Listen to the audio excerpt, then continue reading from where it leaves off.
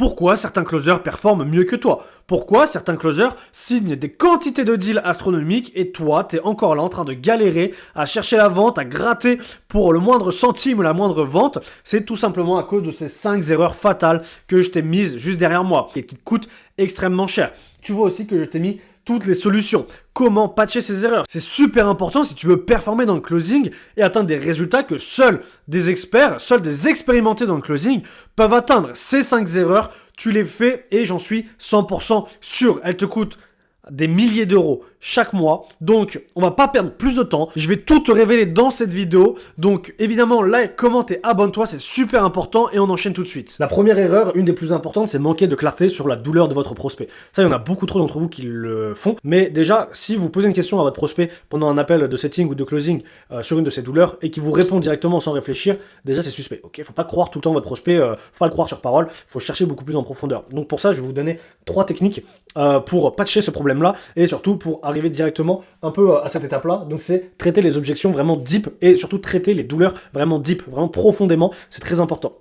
J'aimerais préciser aussi qu'à savoir que je sors pas ces 5 erreurs, les 5 erreurs fatales de mon chapeau. Je les sors pas de mon tiroir. J'ai pris énormément d'appels, de ventes. Donc ça, c'est tiré de 1 de mon expérience personnelle, de 2 de tous les appels de closing que j'ai pu analyser, que ce soit de mes clients ou de mes collègues / amis qui font aussi des appels de closing. C'est vraiment tiré d'expériences de gens qui ont pris des centaines d'appels de closing. Donc le premier point, c'est poser des questions profondes. Alors là, tu vas me dire, oui, bah merci, je suis au courant. Ouais, mais je vais t'expliquer qu'est-ce que c'est réellement des questions profondes. Parce que sur les appels de mes élèves, généralement, ils restaient sur des questions un petit peu banales du genre, ok, c'est quoi ton objectif? Ou alors des trucs comme qu'est-ce qui te bloque actuellement? C'est bien ces questions-là. Mais une fois qu'il t'a dit qu'est-ce qui te bloque, il y a une méthode qu'il faut utiliser. Et ça, c'est le deuxième point que je vais aborder avec toi. Une fois que tu es rentré dans la question, par exemple, de qu'est-ce que c'est ton objectif? Quel est ton objectif?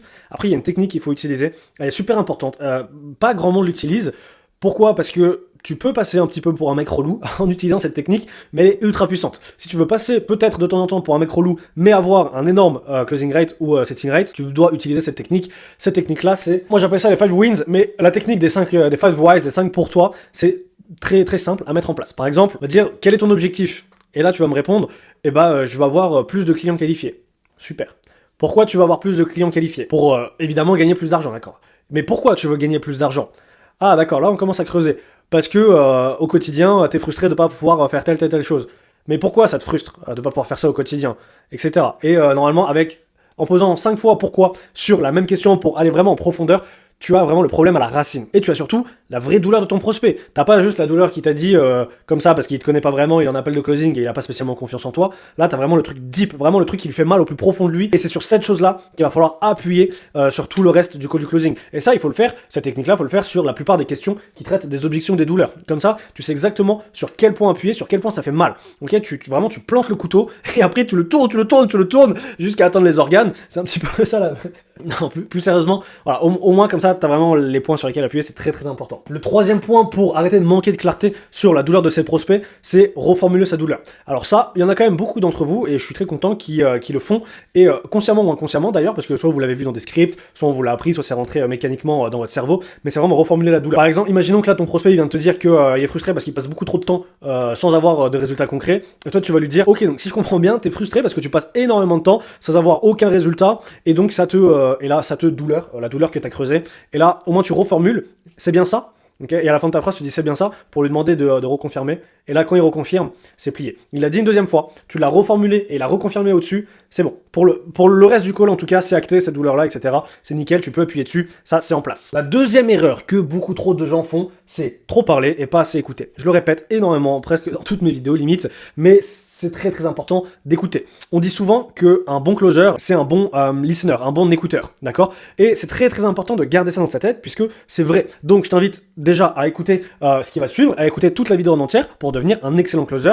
Mais il y a une phrase que j'aime bien, qui dit « Quand tu parles trop, tu te vends, et quand tu écoutes, c'est le prospect qui se vend. » Et franchement, c'est très vrai. Moi, de mon expérience personnelle, j'ai remarqué que c'est souvent ça. Quand je faisais juste des petites questions de relance, que j'écoutais beaucoup plus que je ne parlais, parce qu'en réalité, le rôle d'un closer, c'est pas de faire son speech tout le long de l'appel. Pendant, on va dire, 40 minutes, Ton rôle, c'est d'écouter, de comprendre les douleurs de ton prospect, de comprendre ses problèmes, qu'est-ce qui va pas, pourquoi il veut prendre ton accompagnement, etc. C'est vraiment écouter et être avec ton prospect. Et par contre, après, oui, le rôle du closer, c'est ça. Et ensuite, c'est prendre 5 minutes, 4-5 minutes pour faire ton speech, expliquer le programme, ton accompagnement, en quoi il consiste, et vraiment lui livrer tous les bénéfices qu'il va avoir à te rejoindre spécifiquement toi dans ton accompagnement. Et après, c'est répondre à ses objections et démonter ses objections. Ok, c'est ça le rôle du closer. Donc on va dire qu'il y a 20 minutes où tu closes / démontes les objections, et il y a 40 minutes où tu fais juste écouter ton prospect. Alors évidemment, je vais te donner 3 stratégies pour écouter plus que parler, c'est très important. Donc la première, ce serait apprendre à faire des silences. Waouh, apprendre à faire des silences, qu'est-ce que ça veut dire? Ce que ça veut dire, c'est qu'à chaque fois que ton prospect va finir de dire une phrase, tu vas lui laisser 3, 4, 5 secondes, tu vas lui laisser quelques secondes, tu vas ne rien dire, et généralement, les gens, ils vont redébiter quelque chose, ok? Il vient de s'exprimer sur une douleur, tu dis rien. Ok, c'est gênant, quelques secondes, tu vois, quelques secondes, ça fait beaucoup. Le deuxième point, pour écouter plus que parler et donc devenir un excellent closer et closer beaucoup plus de deals, c'est utiliser des phrases de relance, mais pas des phrases de relance de merde. Donc imaginons ton prospect, je sais pas, il vient de te proposer une idée intéressante. Pourquoi pas? On imagine, on est dans l'imagination, ok? Et bah tu vas lui dire, ok, intéressant, est-ce que tu peux m'en dire plus? Ou alors, s'il te livre, je sais pas, une frustration ou une douleur, tu lui dis, ah d'accord, mais pourquoi tu ressens ça? D'ailleurs, dites-moi dans les commentaires, ça m'intéresse vraiment, si ça vous intéresserait d'avoir des docs avec des questions ou des phrases de relance ultra efficaces à utiliser, ou même que je vous prépare un script de closing, ça pourrait être intéressant. Mais dites-moi si ça vous intéresserait, si ça pourrait vous être utile, ça m'intéresse aussi. Troisième point pour écouter plus qu'on parle et donc être un bon closer, c'est prendre des notes. Ok, alors c'est un peu contradictoire parce que c'est pas vraiment écouter, c'est pas vraiment parler, mais quand je dis prendre des notes, en fait ça va te permettre, déjà ça va t'obliger à être focus sur ce qu'il dit, donc d'écouter ce qu'il dit et surtout de ne rien oublier. Parce que ça peut arriver que les prospects changent un petit peu la version de ce qu'ils ont dit en espérant que t'aies oublié, pour pas que t'appuies sur un point particulier, mais non, toi, t'as noté. Toi, t'as noté dans un carnet ce qu'il a dit, t'as écouté ce qu'il a dit, et donc tu t'en rappelles, tu vas dire, attends, mais tout à l'heure, il y a 20 minutes, tu m'as dit que ça te faisait souffrir, que t'arrivais pas à faire ça. Prendre des notes, c'est vraiment ultra utile. Moi, j'avais toujours mon carnet, je sais pas où est-ce qu'il est mon carnet, mais bref. J'avais toujours un carnet dans mes appels, et j'ai toujours mon carnet où je note tout. Tous mes appels, je les note, je prends les points les plus importants, ces douleurs. T'essayes aussi de gratter, avant d'annoncer le prix, toutes les objections qu'il pourrait avoir, et de les démonter avant qu'ils te les disent, tout simplement. Donc, c'est à ça que ça sert le carnet, et ça, franchement, prendre des notes, moi, ça a été un peu un cheat code pour moi, parce que t'oublies rien, et t'as tous les points douloureux, sur lesquels appuyer pendant tes appels, et c'est trop cheaté. Erreur fatale numéro 3, c'est ne pas traiter les objections à leur racine, ne pas traiter les objections méga deep. Parce que je le dis souvent aussi, mais une objection, par exemple, basique, j'ai envie de dire, c'est trop cher, cette objection-là, c'est trop cher. En réalité, c'est jamais trop cher. Puisque, de 1, si t'es sûr à 100% d'avoir les résultats, ce serait jamais trop cher.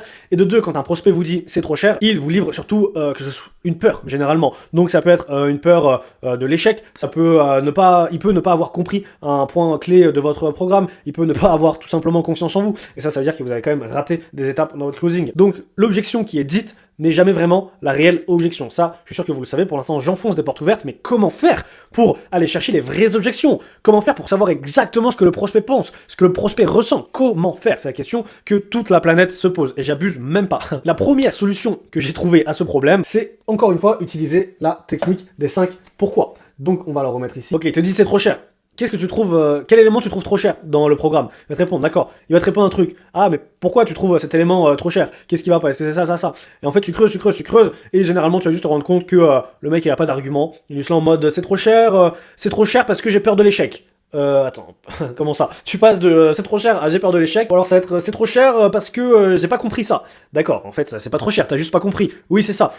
Bon, d'accord, bah, donc c'est pour ça, les prospects, ils vont jamais te dire réellement ce qu'ils ressentent, et généralement, c'est vraiment à l'opposé les objections. Donc, utiliser la technique des 5 whys, c'est très important pour tout simplement traiter les objections vraiment deep. Comment traiter les objections à la racine, vraiment deep, et surtout, comment démonter les objections, avec notamment de la preuve sociale. Et oui, elle est indémodable, cette technique. Mais bizarrement, quand il va vous dire que c'est trop cher, et qu'en fait vous allez lui montrer 20 témoignages de gens qui ont réussi et qui ont investi la même somme, bizarrement, ça ne devient plus trop cher. Mais la preuve sociale, ça sert juste à le rassurer et à lui prouver à 100% que ça fonctionne et que c'est pas du bullshit. Donc en fait, ça sert juste à ça, la preuve sociale. J'aimerais revenir sur un point, c'est que tout le monde vous dit utilisez de la preuve, Mais en réalité, si t'es vraiment chaud, t'as pas besoin d'utiliser de la preuve sociale. Parce que la preuve sociale, c'est juste pour lui montrer à 100% que ça fonctionne. Ou alors, c'est juste pour qu'il ait 100% confiance en toi ou en ton programme. Si t'es un excellent closer, juste avec la parole, tu peux réussir à faire ça. Mais bon, pourquoi se priver de la preuve sociale, j'ai envie de dire. Et le troisième point pour traiter les objections deep et surtout traiter tout simplement les objections, c'est répondre avec empathie à leurs objections. Attends quoi, répondre avec leurs empathies? Tu es sûr, Lucas? Répondre avec empathie? Et oui, ça peut paraître bizarre, mais il faut faire cela. Pourquoi? Parce que, au lieu de contredire ton prospect sur toutes les objections qu'il va te dire, et encore une fois, rentrer en confrontation, si tu rentres en confrontation, c'est mort, c'est fini. Tu ne signeras pas ce client, ou alors tu peux, enfin, c'est très rare, quoi, de signer ces clients-là. Donc au lieu de faire ça, tu lui dis, je comprends que ce soit un investissement important. Beaucoup de mes clients avaient les mêmes craintes que toi avant de commencer, mais tiens, regarde comment mes clients ont réussi à transformer leur business. Donc là, tu réponds avec empathie, et en plus, après, tu lui montres la preuve sociale. Ça aurait été, du coup, dans l'autre ordre, répondre avec empathie et après utiliser de la preuve sociale. Parce que, encore une fois, les objections de vos prospects, c'est tout simplement des peurs. Et donc, si tu réponds juste à la surface de l'objection, tu rates vraiment une occasion, une opportunité de rassurer ton prospect. Si ton prospect il est rassuré, s'il a confiance en toi, s'il se sent bien dans l'appel, généralement, ça le fera, vraiment. Et si ton produit est bon, évidemment, attention, quatrième erreur fatale, et pas des moindres, c'est ne pas vendre les résultats, ou alors trop vendre les caractéristiques. Ça marche dans les deux sens. Personne ne veut acheter ton programme sur ses caractéristiques. Tout le monde en a rien à foutre, tout le monde veut les résultats. Est-ce que si je rentre dans ton programme, je vais devenir milliardaire? Oui, ok, ça m'intéresse. Sinon, ça ne m'intéresse pas. J'abuse, mais tu comprends. Donc, tout le monde achète les résultats. Que ce soit percer sur les réseaux, percer sur YouTube, faire 50 000 euros par mois, devenir un pro de violon, tout le monde veut les résultats. Et du coup, généralement, vous ne vendez pas assez les résultats. Comment corriger cette erreur, Lucas LB? Je vais te la dire. De 1, il faut se concentrer sur les bénéfices, mais surtout, reformuler les bénéfices. Quand je dis reformuler les bénéfices, je te donne un exemple. Écoute bien. Et dis-moi en commentaire lequel, bizarrement, t'as préféré et lequel te ferait acheter. Au lieu de dire un truc de merde comme « Mon programme inclut des appels hebdomadaires », dis « Ces appels te permettront de résoudre tes problèmes en temps réel et donc de booster tes résultats ». Tiens, je me demande lequel est plus acheteur. Évidemment, c'est le deuxième, c'est quand on a reformulé les bénéfices. Donc j'espère que t'as compris un petit peu comment faire. C'est pas juste de dire « Oui, j'ai des appels. Oui, si tu cliques sur le lien en description, je vais pouvoir t'écrire une VSL ». C'est cool. Au lieu juste de dire de cliquer sur le lien, j'aurais juste pu dire « Je sais que t'as un problème de conversion, je sais que ta VSL ne convertit pas comme tu le veux. Alors clique sur le lien en description, car je vais pouvoir te rédiger 100% en done for you, une VSL qui va convertir et donc pouvoir accélérer tes résultats, pouvoir même atteindre les 20, 30, 40 000, juste atteindre tes objectifs. Mais évidemment, c'est pas tout, tu vas pouvoir bénéficier de mon aide au quotidien, je vais pouvoir répondre à tes questions, te coacher, résoudre tous les micro-problèmes que tu vas pouvoir rencontrer, te dire où aller, comment le faire, tout ça uniquement pour booster tes résultats, pour faire exploser ton propre business. Alors clique sur le lien dans la description. Je peux pas prendre tout le monde parce que j'ai envie de me concentrer uniquement sur les personnes les plus intéressantes et surtout les plus motivées. Alors si tu penses être une personne motivée et que tu as envie de faire exploser ton business, clique sur le lien en description. Tu vois, bizarrement là, on a beaucoup plus envie de cliquer sur le lien. Juste si je te dis je vais rédiger ta VSL en 100% done for you pour que tu fasses un max de thunes, clique sur le lien en description. C'est pas mal non plus, c'est un autre style finalement. Un point que j'aime bien moi, alors je sais que ça plaît pas à tout le monde, je sais que c'est pas facile de le faire, de l'introduire dans ces appels de vente, mais moi j'utilise du storytelling avec de la preuve. C'est-à-dire que je vais littéralement raconter une successful story quoi de un de mes élèves, un de mes clients, et pour montrer par A plus B que ça fonctionne. Et je vais essayer de transmettre des émotions, vraiment aller un petit peu deep dans le storytelling, vraiment dire voilà il avait ça comme problème, il se sentait malheureux à cause de ça, je sais pas si ça fait écho chez toi, mais une fois qu'il a réussi mon programme, la première semaine il s'est passé ça, la deuxième semaine il s'est passé ça, le premier mois il a eu tel résultat, et ainsi de suite, et regarde maintenant comment il est beau, musclé, il est multimilliardaire. Eh ouais, il est multimilliardaire, waouh, truc de fou. Le storytelling plus la preuve sociale, moi j'aime beaucoup, et si c'est bien fait, c'est très très puissant. Tu vas vraiment pouvoir transmettre des émotions à ton prospect, et on n'oublie pas, les émotions c'est ce qui fait vendre. Donc plus tu fais ressentir d'émotions à ton prospect, plus ton prospect est sous émotion dans l'appel, plus tu arriveras à le convaincre facilement, et à le guider surtout vers une solution à son problème, d'accord? Toi, ton rôle dans le closing c'est juste être de bons conseils, évidemment, et généralement, la bonne solution pour tes prospects, c'est d'acheter ton programme. C'est juste une coïncidence, généralement, c'est souvent la meilleure solution. Pose des questions ouvertes pour le troisième point, accès résultat, orienté résultat. Tu peux par exemple demander à ton prospect quel serait le changement le plus impactant pour lui dans les 3 prochains mois. Et généralement, s'il est en appel avec toi, le changement le plus impactant qui peut arriver dans sa vie, c'est faire de la thune si tu fais du make money. Ou devenir un pro du violon si tu vends une formation de violon, ou devenir un pro d'Instagram si tu vends une formation d'Instagram, bref. Et une fois qu'il a répondu à ta question, d'accord, là, il faut que tu montres par A plus B, je m'en fous de comment tu le montres, mais il faut que tu le montres que c'est grâce à ton offre qu'il va pouvoir atteindre ce résultat impactant dans les 3 prochains mois. C'est ultra important. Si tu poses cette question, mais que tu n'arrives pas à montrer par A plus B que avec toi et avec ton programme, il va avoir les résultats impactants qu'il désire, c'est foutu, genre ça ne sert à rien. Et bon, il achètera pas. Là, tu peux en être sûr qu'il achètera jamais chez toi. Et attention, là, on arrive sur la 5e erreur, et franchement celle-ci, vous la faites presque tous, et tu peux avoir bien fait toutes ces 4 étapes. Si tu rates cette étape-là, c'est fini, c'est mort, ton call de closing est dead. Et cette erreur, c'est ne pas demander le closing, ne pas demander l'argent. Vous êtes trop peureux. Il est pas bête, votre prospect, il sait qu'à un moment, il va devoir envoyer de l'oseille. Donc, n'ayez pas peur de demander de l'argent. Tu vas pas l'aider gratuitement, il le sait, toi, t'es au courant, ton prospect, il est au courant, tout le monde est au courant, donc n'aie pas peur de ça. Donc, comment demander de l'argent à ton prospect sans passer pour un SDF en manque d'argent? C'est très simple. La première étape, c'est être confiant et direct. Alors oui, ça paraît peut-être un petit peu bateau de dire ça, mais franchement, après avoir analysé énormément d'appels de vente, que ce soit des gens expérimentés ou non, pas du tout l'air confiant quand vous passez sur l'étape du closing. On voit que vous êtes en train de trembler. Et alors, du coup, pour les 2500, on commence quand? Tu veux que je fasse une facture? Tu veux qu'on paye comment? Non, oh!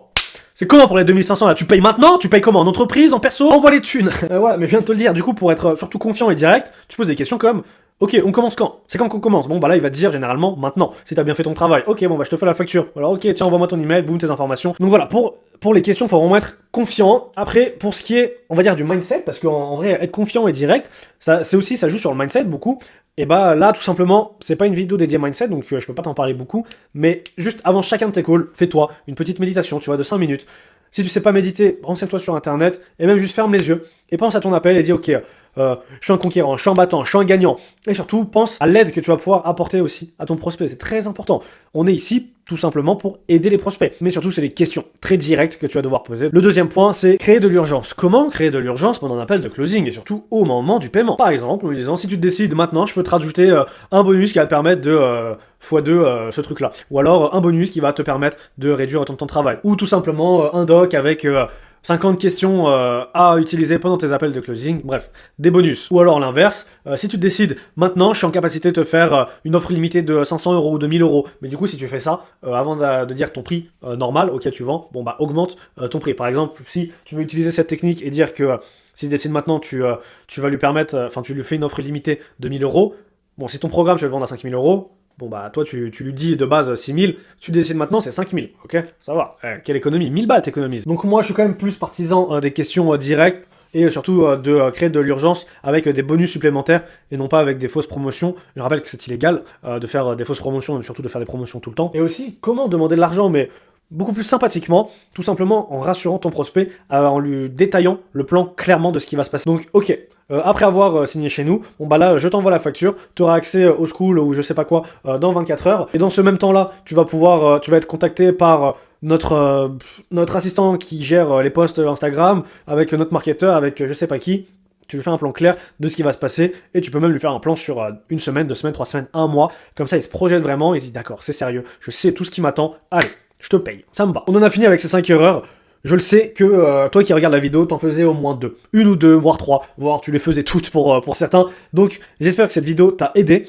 J'espère que t'as pu prendre un petit peu des notes aussi, parce que bon, je sais que j'écris pas très bien. Donc vraiment, si tu veux faire du cash, mets ça en place pour tes appels de closing, c'est très important et ça va être bénéfique pour toi, quoi, tout simplement. Donc voilà, j'espère que ça t'a aidé, j'espère que ça t'a plu. Pense à liker, commenter et à t'abonner, s'il te plaît, c'est très important. C'est ton moyen un petit peu de me dire, ok, cette vidéo elle m'a plu, je like, je m'abonne et je commente, c'est cool. C'était Lucas LB et on se retrouve pour une prochaine vidéo.